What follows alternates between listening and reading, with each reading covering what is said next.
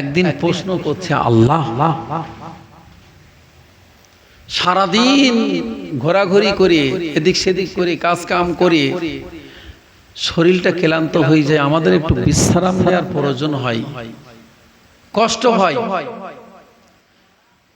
আল্লাহ আপনি কি ঘুমান না? আপনার কি কষ্ট হয় না? কে বলছে? নবী মুসা আলাইহিস সালাম আল্লাহকে বলছে, আল্লাহ আপনি কি ঘুমান না? আপনি কখন ঘুমান? আল্লাহ পাক রব্বুল আলামিন নবী মুসা আলাইহিস সালামকে বললেন, তোমার প্রশ্নের উত্তর আমি দেব। একটা কাচের গ্লাসে করে এক গ্লাস পানি নিয়ে এসো। কি বললেন? একটা কাচের গ্লাসে করে এক গ্লাস পানি নিয়ে এসো। এক গ্লাস পানি নিয়ে এসছে, নিয়ে দাঁড়িয়েছে। আল্লাহ পাক রব্বুল আলামিন হুকুমকে জারি করলেন, ঘুমকে বললেন মুসাকে জড়িয়ে ধরো। তো নবী মুসা আলাইহিস সালাম দাঁড়িয়ে আছে পানির গ্লাস হাতে নিয়ে,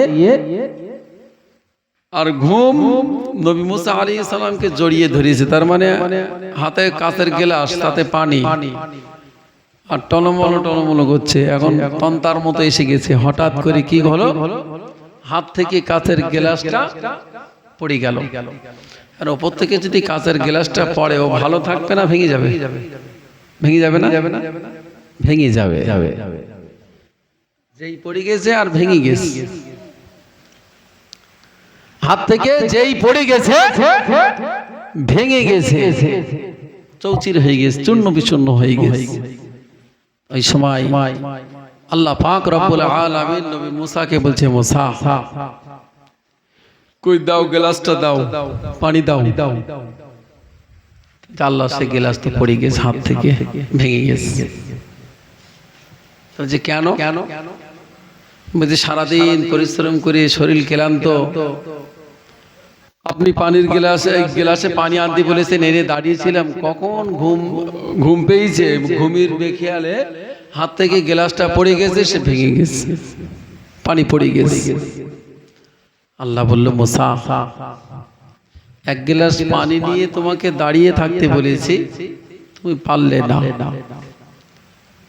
আমি আল্লাহ পাক রব্বুল আলামিন যদি একটা সেকেন্ডের জন্য অন্যমনস্ক হই, বা আমি যদি ঘুমাই, তাহলে পৃথিবী হয়তো এরকম ওলট পালট হয়ে যাবে, সব ভেঙে চিরে চূর্ণ বিচূর্ণ হয়ে যাবে। আমি আল্লাহ, আমি ঘুমাই না, আমার ঘুমের প্রয়োজন হয় না। চলে বলুন সুবহানাল্লাহ। যে আল্লাহ পাক রব্বুল আলামিন আমাকে আপনাকে দুনিয়ার জমিনে পাঠিয়েছে, সেই আল্লাহর হুকুম আমাদের মানার দরকার আছে না? তা ঈমানটা কতটুকু, যেটা আমি একটা কবিতা আকারে বললাম, সব পরিবর্তন হচ্ছে না শুধু আমি আর আপনি। দিন দিন হায়াত কিন্তু ফুরিয়ে যাচ্ছে। আস্তে আস্তে আস্তে আস্তে কবরের দিকে আমাদের এগিয়ে যেতে হচ্ছে।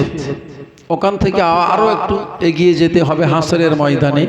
তারপর আল্লাহ পাক রব্বুল আলামিন যখন বিচার করবে, সেই বিচারের ফয়সালা হয় তুমি জান্নাতি, নাইলে তুমি জাহান্নামী। দুটো জায়গা নির্দিষ্ট করেছে আল্লাহ। সেই জায়গায় যাওয়ার আগে ভাই আমার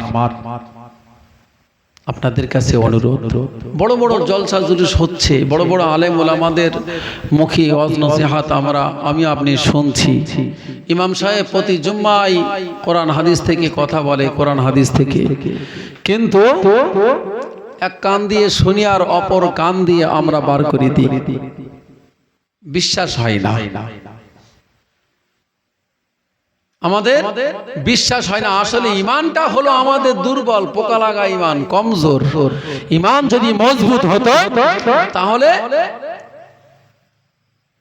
আমরা কোরআন হাদিসের কথাগুলো শুনতাম, সেই শুনে সেগুলো আমল করতাম, মানুষ এত ফিতনা ফাসাদের মধ্যে লেগে থাকতো না। আপনাদের কাছে আমার দাবি, যে কোরআনের কারখানা প্রতিষ্ঠানটা আছে, একটু লক্ষ্য রাখবেন। খেয়াল রাখবেন সবাই, শিক্ষকের প্রতি, ছাত্রদের প্রতি। হুজুর এসে আলহামদুলিল্লাহ, তিনি আসবেন। তো কোরআন এমন একটা জিনিস, এমন একটা বিধান বলা হয়েছে, যদি কোরআন শরীফ যে বাচ্চাটা মনে করেন এই মাইকে আওয়াজ হচ্ছে, তেলাওয়াত করছে, যতদূর পর্যন্ত এর আওয়াজ যাবে, এই কোরআনের এত পাওয়ার, এত ক্ষমতা, আমার আল্লাহ পাক রব্বুল আলামিন ততদূর পর্যন্ত কবরের আযাব বন্ধ রাখে। একটু মন খুলে বলুন সুবহানাল্লাহ।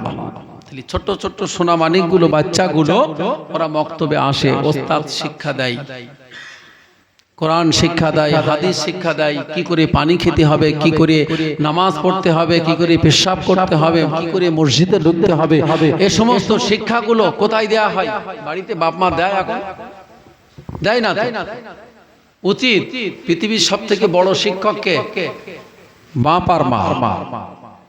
কিন্তু আমরা নিজেরাই জানি না তাদের কি শিক্ষা দেব। তাহলে যদি মহল্লাতে এরকম একটা জায়গা তৈরি হয়, তাহলে সে জায়গাটার কম গুরুত্ব না।